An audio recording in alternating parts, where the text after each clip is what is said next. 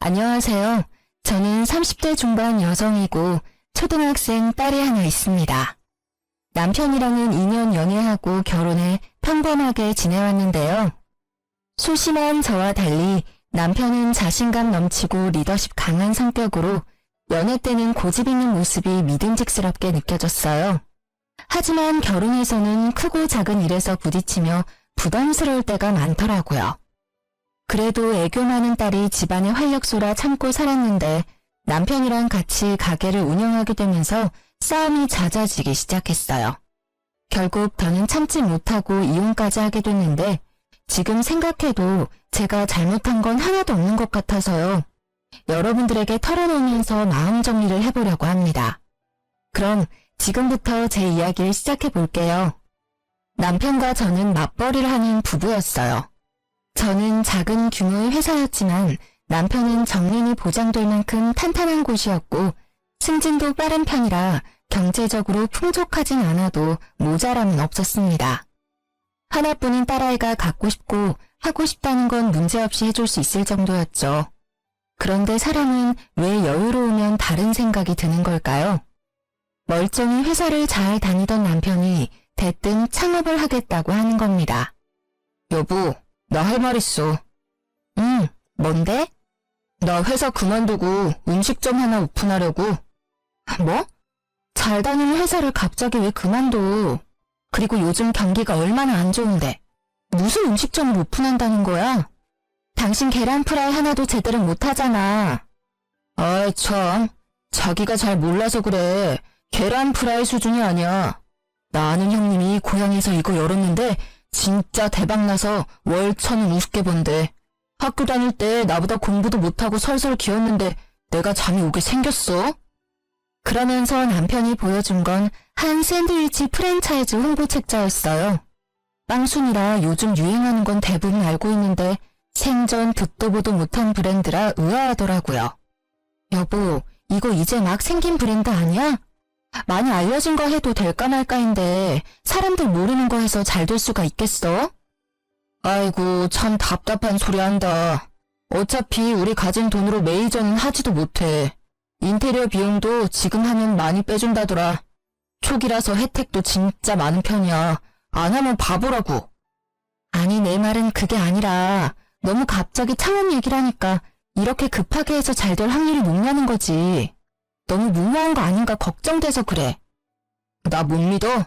나야 당신 남편. 지금까지 내가 하자고 해서 잘 안 된 거 있으면 하나라도 말해봐. 남편은 고집 세고 자신만만하기로 타의 추종을 불허하는 성격이었어요. 가만히 말을 듣고 있으면 이미 반은 성공한 사람 같았죠. 그래도 안 된다고 꾸역꾸역 버텼는데 몇 달을 저를 붙잡고 늘어지더라고요. 저를 설득하기 위해 눈에 불을 켜고 달려드는데 방법도 갖가지였어요.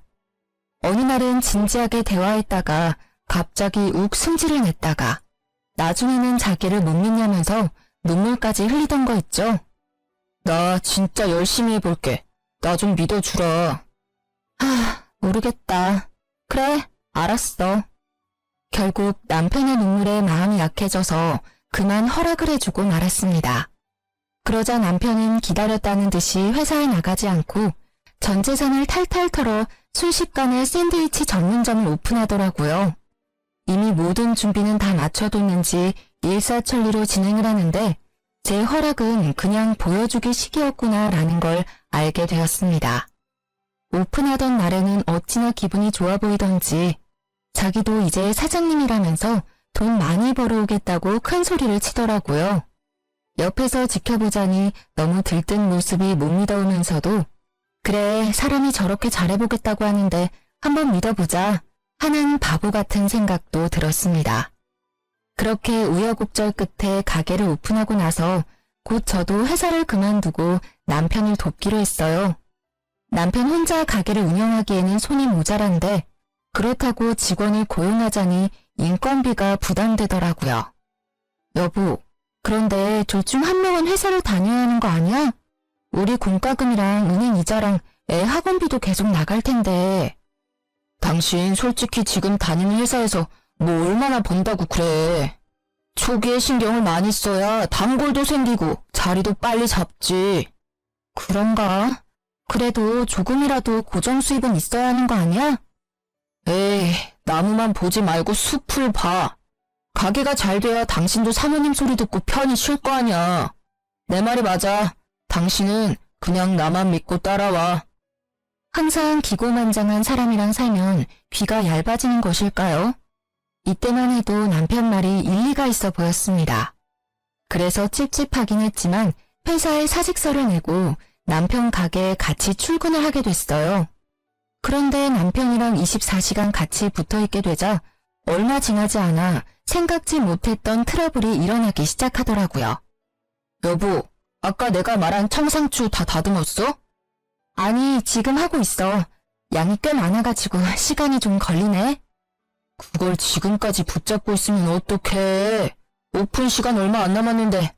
아, 거북이도 아니고 왜 이렇게 느려? 진짜 답답하다 답답해. 뭐? 거북이? 답답?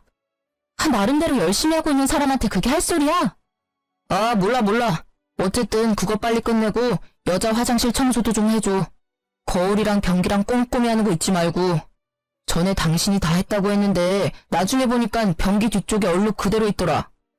그건 타일 색깔이 원래 그런 거야. 아니 그렇게 꼼꼼히 잘하면 당신이 하든가. 당신은 뭐 하는데? 나는 벌써 홀 청소 다 하고 간판까지 닦고 왔어.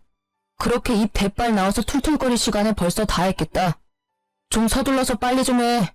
진짜 느릿느릿 속 터져 죽겠다. 같이 일해본 적이 없어서 몰랐는데 남편이랑 전 정말 다른 성격이었어요.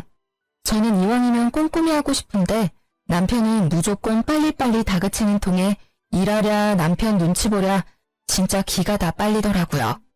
더군다나 저는 좋은 마음으로 남편을 도와주려고 하는 건데 남편은 고마워하기는커녕 날이 갈수록 저를 부하처럼 대하니까 어이가 없었습니다.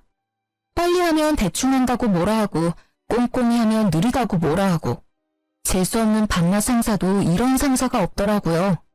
하루 종일 같이 열심히 일하는데 그런 노고는 알아주지 않고 당연시하는 남편을 보니 점점 화가 치밀기 시작했습니다. 진짜 못해먹겠다. 이럴 거면 차라리 그냥 당신 맘에 쏙 드는 알바를 구해. 알바? 우리가 알바 쓸 돈이 어딨어. 요즘 알바가 한두 푼으로 되는 거야?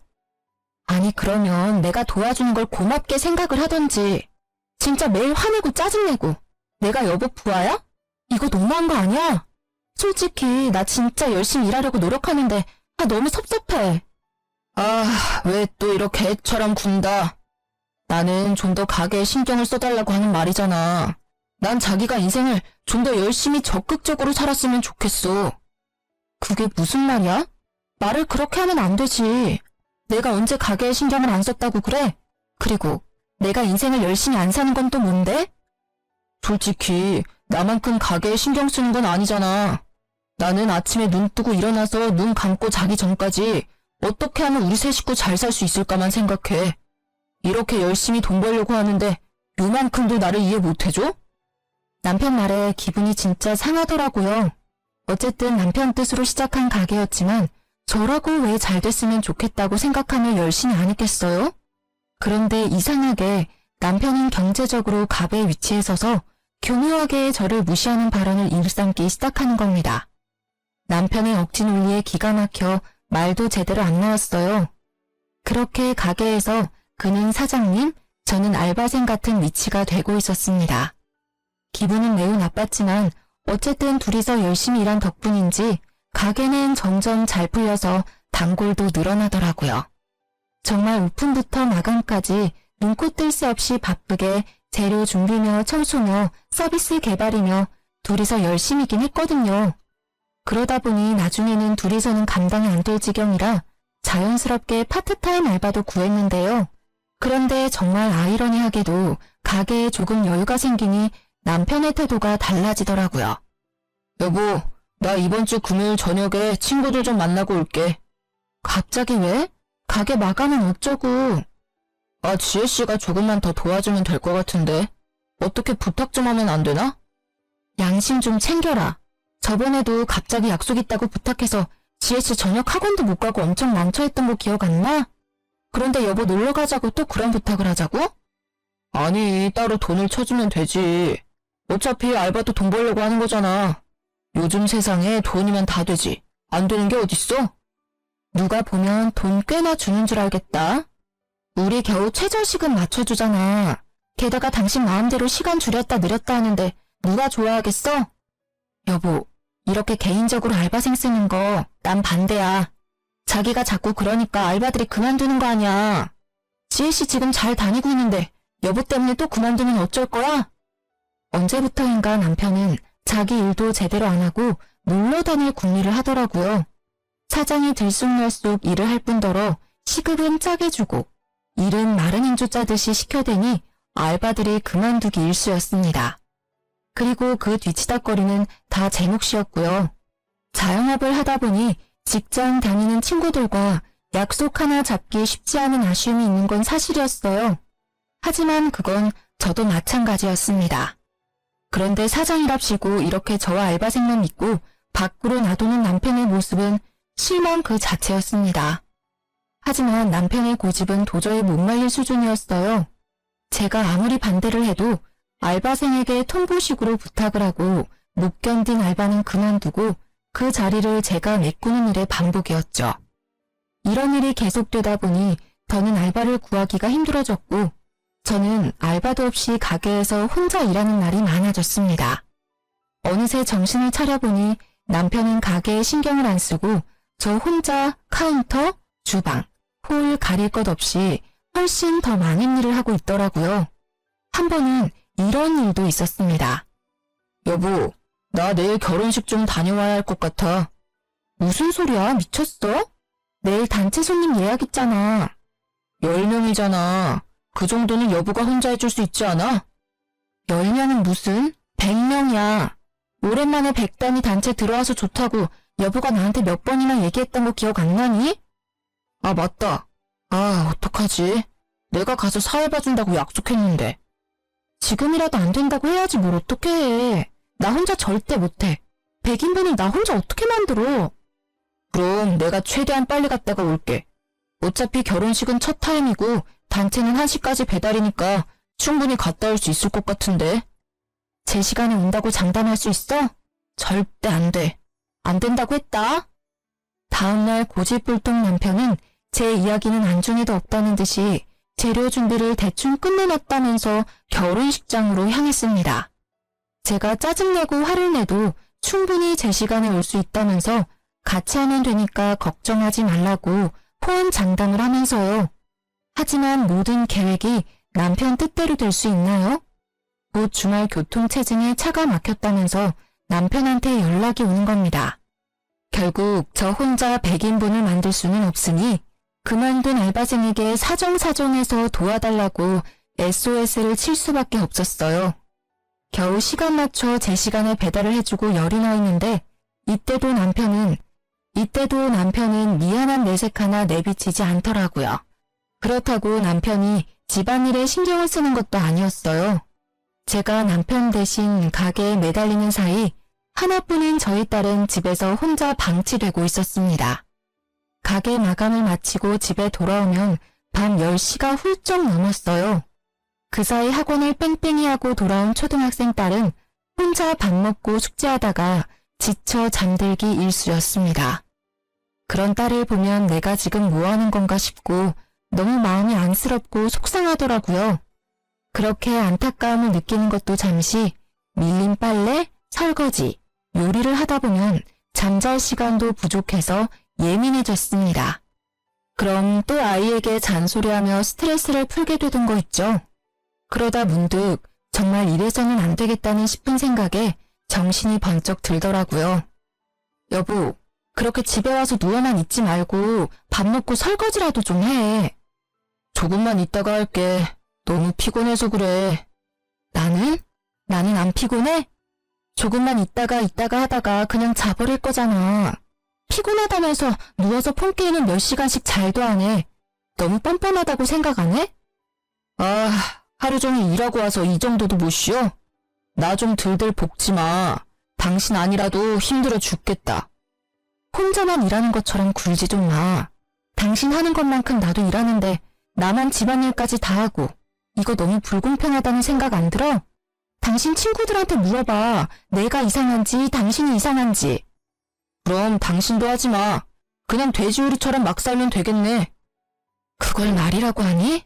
아, 그렇게 초긍정 마인드라 좋겠다. 집은 돼지우리에 우리 딸내미 하나 있는 거 저렇게 방치되는데 불쌍하지도 않아? 집안일 하기 싫으면 딸내미 숙제라도 좀 봐주든가. 당신 요즘 애한테 따뜻하게 말이라도 한마디 걸어준 적 있어? 순간 남편에게 다다다 쏘아대는데 참았던 눈물이 다 나더라고요. 더 이상은 이렇게 못 살겠다는 생각이 들면서 항상 저에게 통보하는 남편에게 저도 한마디 해주고 싶었습니다. 안 되겠다. 나 가게 그만둘래. 뭐? 가게 그만두고 뭐 할 건데? 저녁에 퇴근하는 대로 취업할 거야. 우리 딸 불쌍해서 안 되겠어. 취업? 당신이 무슨 아가씨인 줄 알아? 취업하겠다고 마음먹으면 여기저기 다 붙게. 어디 한번 해봐. 남편의 비웃음이 귓전을 때렸어요. 그래서 더 이 악물고 폭풍 이력서 내고 면접을 봤습니다.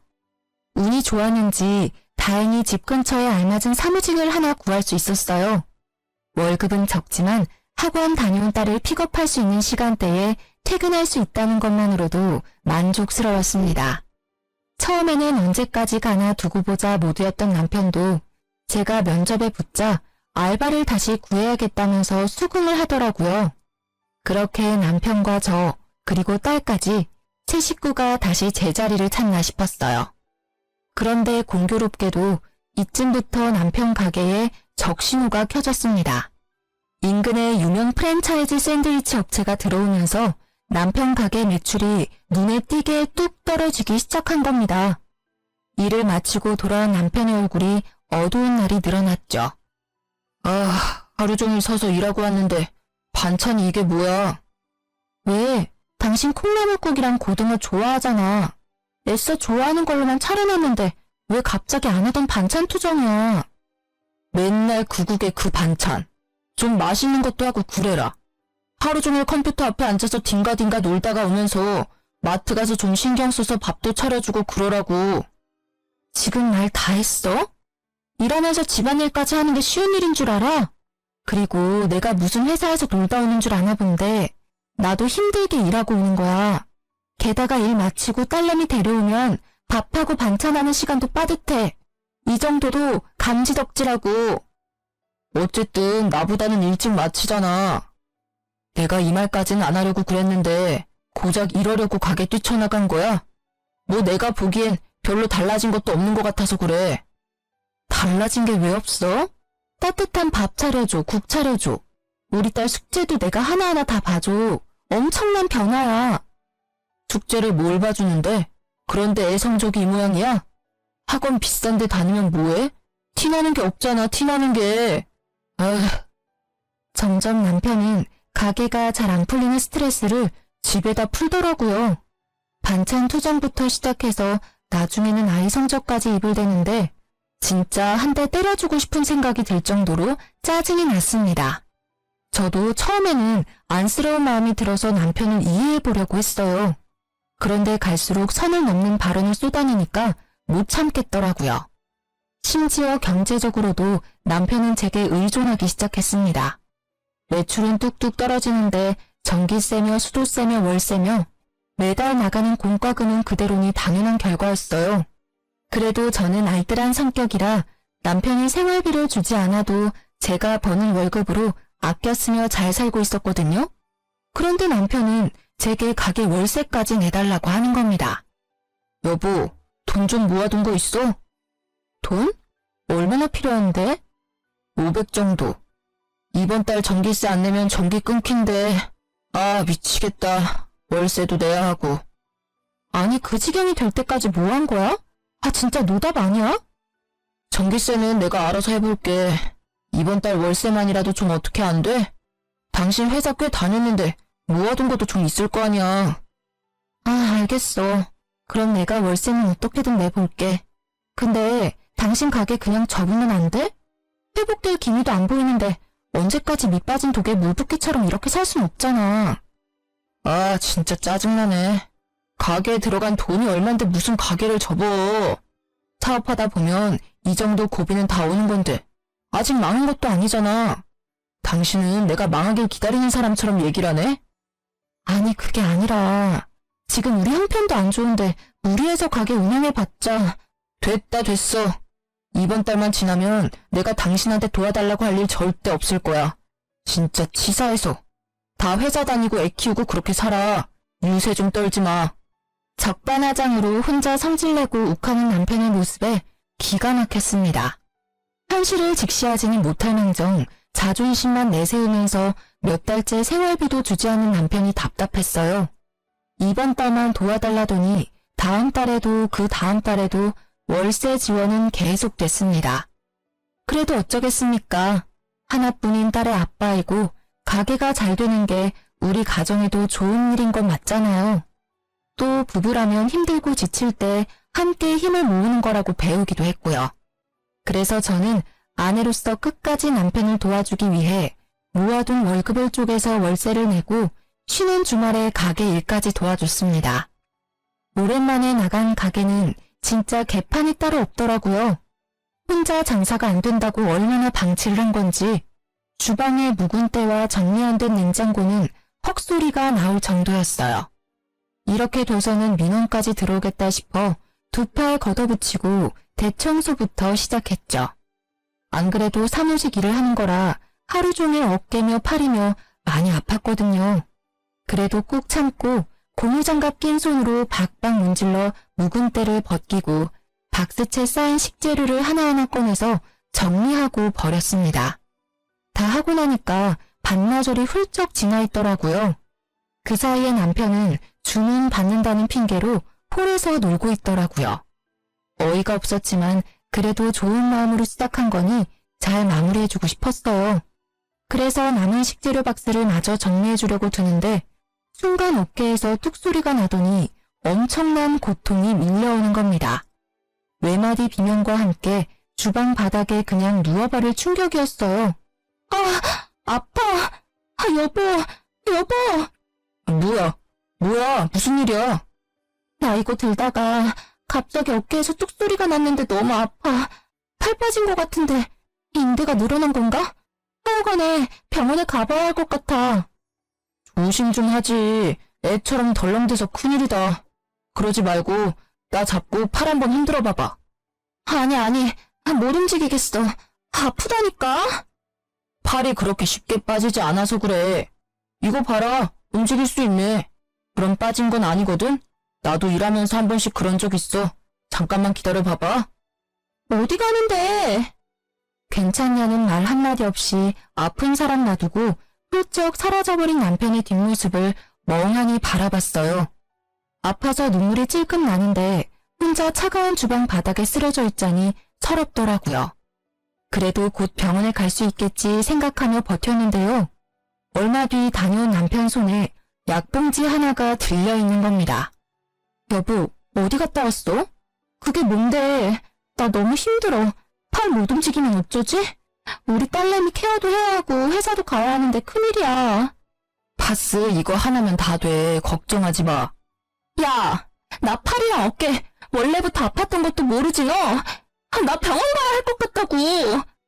고작 이걸로 무슨 병원을 간다고 그래. 병원 가면 초음파 찍자고 하고 엑스레이 찍자고 하고 물리치료하자고 하고 다 돈이야 돈. 파스 하나면 될 건데 진짜 괜히 엄살 좀 부리지 마. 진짜 쓰러져서 남편이 하는 말을 듣는데 분노가 치솟았어요.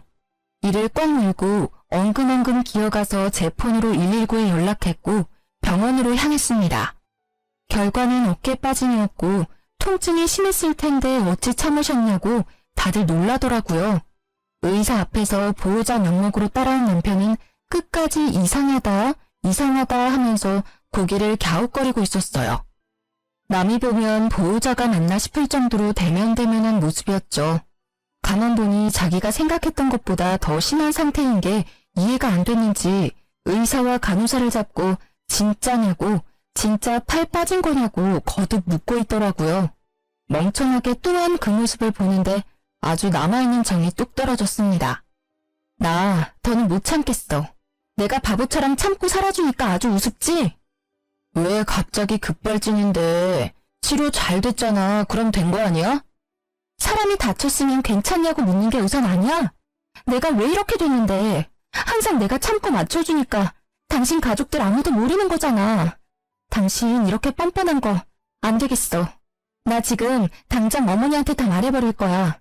내가 당신 가게 시작하고 어떻게 살아왔는지 어머니도 아셔야 돼. 너무 열이 받아 아픔을 이끌고 시댁으로 향했어요. 집에는 시모 혼자 TV를 보고 있더라고요. 남편을 돕는다고 아이를 잠시 시댁에 맡겼는데 다행히 시부가 봉원에 데리고 나갔다고 했습니다. 아이 앞에서 화내고 싶지 않았는데 잘 됐다 싶었죠. 연락도 없이 씩씩거리며 온 며느리의 모습에 놀랐는지 시모가 두서없이 이것저것 물어대더라고요. 연락도 없이 무슨 일이야? 애비는 어디 가고 혼자 왔어? 그리고 그 팔은 또 뭐야? 깁스까지 하고. 넘어졌니? 에휴, 뭐 하느라 정신이 팔려서 또 핸드폰 보면서 걸은 거 아니야? 어머니, 저 이거 남편 가게 일 하다가 다친 거예요. 제가 진짜 걱정하실까 말 안 하려 했는데 지금 남편이 어떤 줄 아세요? 전재산 탈탈 털어서 차린 가게는 쫄딱 다 망하게 생겼고요. 그동안 생활비 한 푼 안 갖다 줘서 저 혼자 벌어먹고 살았고 지금은 제 월급으로 월세까지 내주는 판국이에요. 그런데도 그이는 저 다친 건 안중에도 없고 미안한 기색도 없어요. 마구 쏟아내는 제 하소연을 들은 시모는 아무 말 없이 한숨만 쉬더라고요. 머리가 아프다는 듯이 얼굴을 찌푸리고 이마를 짚어대는데 말 안 해도 고집불통 자기 아들 치부는 본인이 더 잘 아는 듯 했습니다. 생각해보면 시모도 자기 중심적인 아들 키우면서 상처를 많이 받았다고 저한테 이야기하기도 했었어요. 그래서 저한테 이런 아들이랑 잘 살아줘서 고맙다고 하기도 했고요. 그런 말이 예전에는 감사하게 들렸는데 이제는 내가 할 뒤치다꺼리를 가져가줘서 고맙다는 소리 같았습니다. 하지만 동병상련이라고 저를 이해해주고 도와주겠노라 말했으면 시모에게는 악감정이 생기지 않았을지도 모르겠어요. 그런데 가재는 개편이라더니 대뜸 시모가 아들 편을 드는 겁니다. 그래서 너는 뭐 어쩌자는 거냐? 네? 뭘 어쩌긴 어째요. 어머니, 저 진짜 미치고 팔짝 뛰겠어요. 제발 저 좀 도와주세요. 그이한테 말해서 가게 접고 일하라고 좀 해주세요. 애비는 그렇게 하겠대? 순순히 가게를 접겠다고 말했냐고. 안 그러니까 제가 답답해서 미치겠다는 거죠. 훤히 망해가는 게 눈에 뻔히 보이는데 그간 들어간 돈이 아까워서 간판 못 내린다고 자기 말리지 말래요. 어머니, 이게 말이 돼요? 왜 저만 희생을 해야 해요? 힘들어도 어쩌겠니? 가족이잖아. 그럼 남편 힘들게 일하는데 아내가 돼서 그 정도 응원도 못 해주니? 솔직히 네가 회사 다닌다고 가게 소홀히 해서 이렇게 된 건 아니야? 둘이서 하던 가게 한 명 빠지면 빈자리 티나는 건 당연하지 않아? 시모 말에 순간 머릿속이 멍해졌습니다. 아무리 엄마로서 아들 편을 든다고 해도 정도가 있지 어떤 왜 회로를 거치면 이런 무적의 논리가 나오는지. 남편의 뻔뻔함은 결국 시모 유전자인가 싶더라고요. 결국에 시모 말은 남편 가게를 돕지 않고 회사에 취업한 제 잘못이라는 건데 그동안 참고 참아온 제 가슴이 답답해서 터질 것만 같았습니다. 진짜 이러다 내가 화병으로 쓰러지겠구나 싶더라고요. 그러면서 왜 내가 이딴 말을 듣고 있어야 하지? 나도 우리 집에서는 귀한 딸이고 존중받는 자식인데 왜 내가 이딴 결혼을 해서 스트레스를 받고 있을까 하는 아주 근본적인 문제부터 생각이 들기 시작하는 거예요. 정말 믿기지 않으시겠지만 그래도 저는 이때까지도 이혼에 대해서는 깊게 생각하지 못했어요. 왜냐하면 하나뿐인 딸에게 아빠 자리가 중요하다는 생각에 내가 조금 더 참고 살까 하는 바보 같은 생각을 했거든요. 이런 생각은 이혼하기 전에 망설이면서 다들 조금씩 하는 거라고 하지만 저는 좀 심각했어요. 지금 되짚어보면 얼만큼 가정에 책임감 있는 아빠인지가 제일 중요한 건데 내가 그걸 놓치고 살았구나 싶기도 하네요. 어쨌든 그렇게 어처구니 없는 시모 말을 듣고 있자니 이 뻔뻔한 모자에게는 사람의 진정 어린 하소연이 통하지 않는구나. 나도 뻔뻔하게 나가야겠다는 생각이 들었습니다. 눈에는 눈, 이에는 이. 더 격식 차려서 참기가 힘들더라고요. 저를 존중해주지 않는 이들에게 더 이상 예의 따지기 싫었어요. 그래서 저도 남편에게 배운 대로 막무가내로 나갔습니다. 어머니, 지금 가족이니 불평 말고 응원을 해주라고 하시는 거죠? 그래, 어쨌든 가족이잖아. 서로 힘들 때 도와주는 게 가족 아니냐? 그럼 어머니, 저 보시다시피 팔 다쳐서 아무것도 못해요.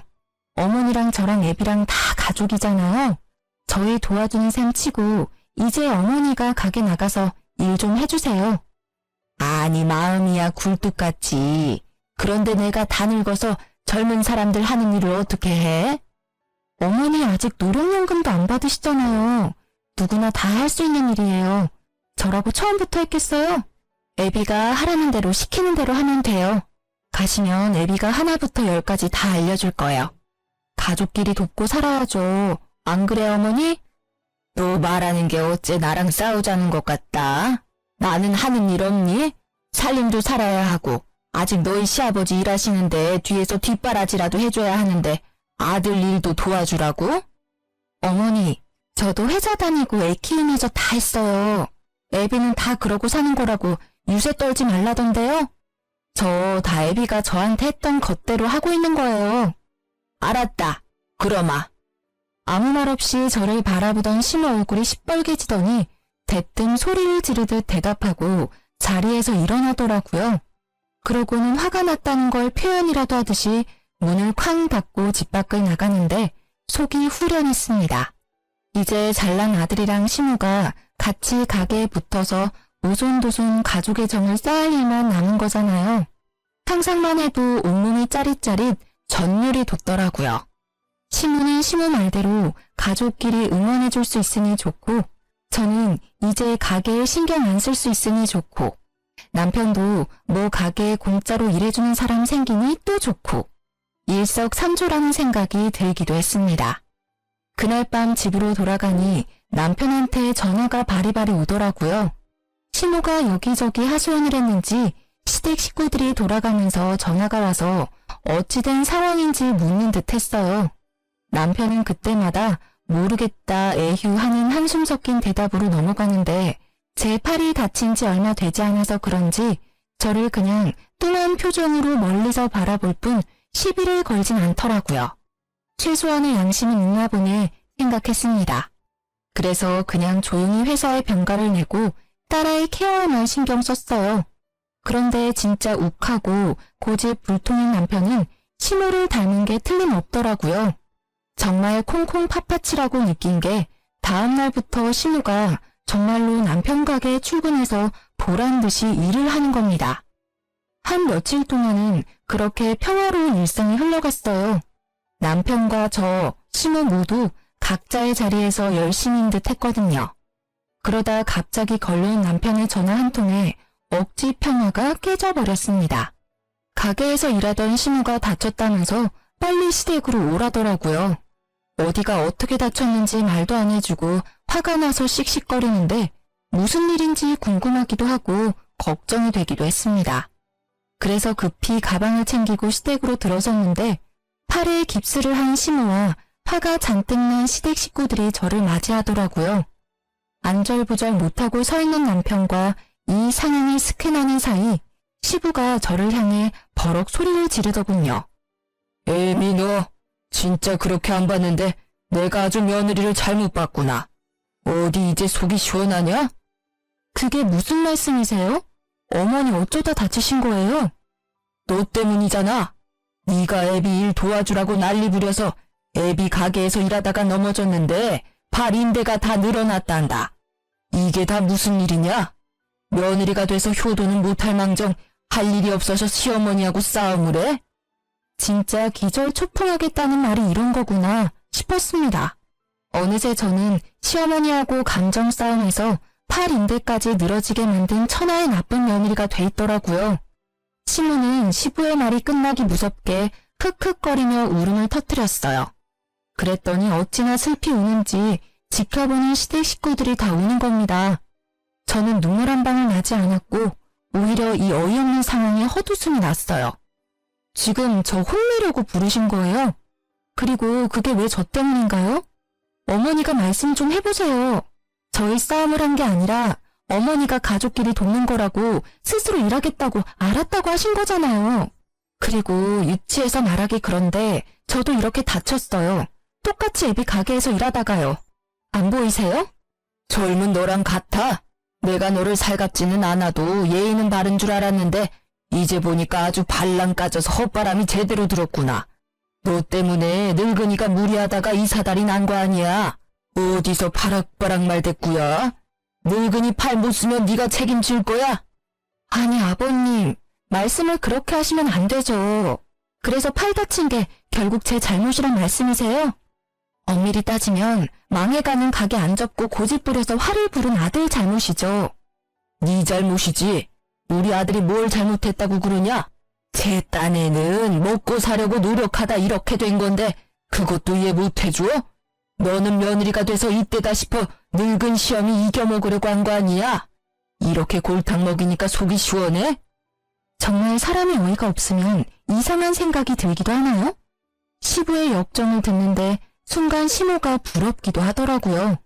시부는 시모 다쳤다고 이렇게 화를 내고 걱정하면서 편을 드는데 제 남편은 제 걱정은 아랑곳 없이 한가로웠으니까요.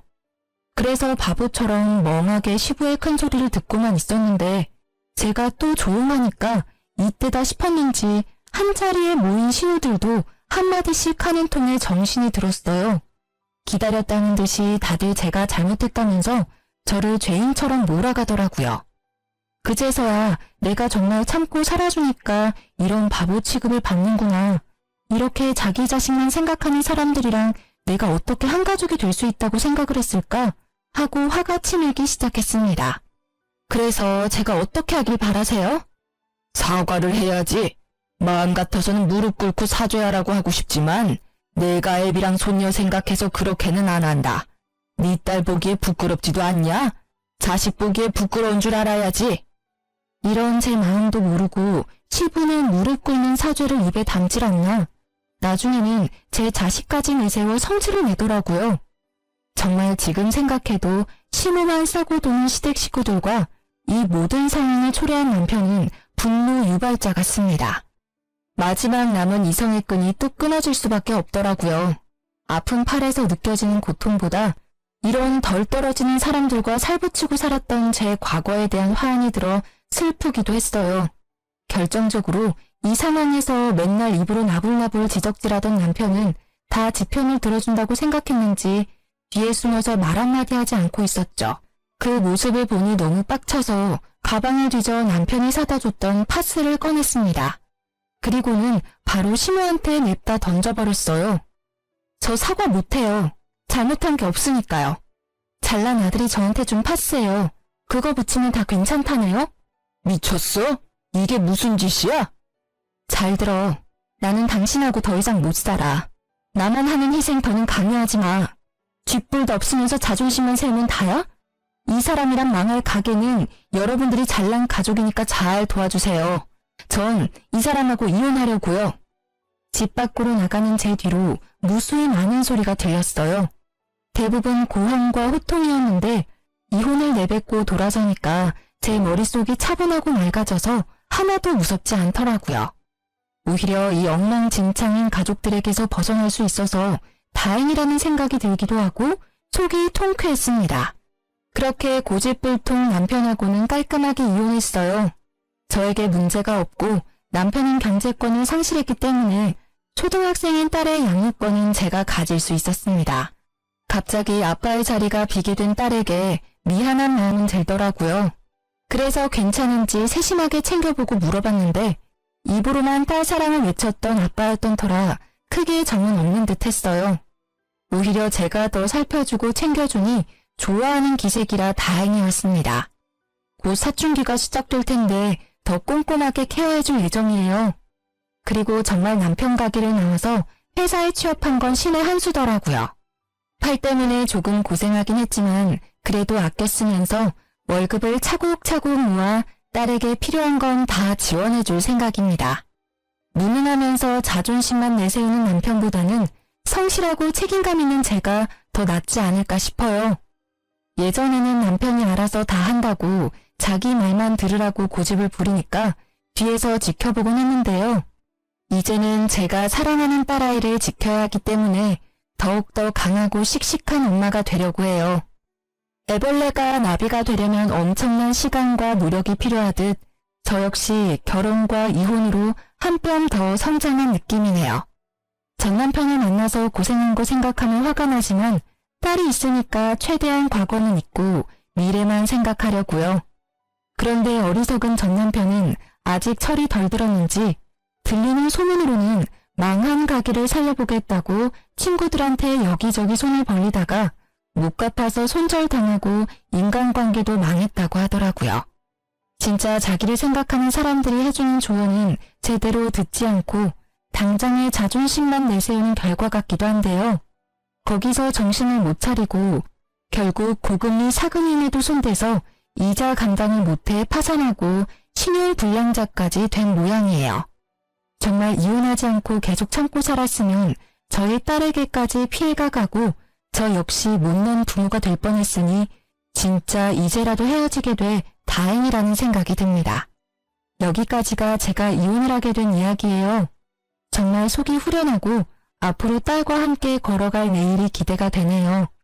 길고 긴 이야기를 들어주셔서 정말 감사해요. 저희 모녀가 살아갈 앞날도 응원해 주시면 더 감사하겠습니다.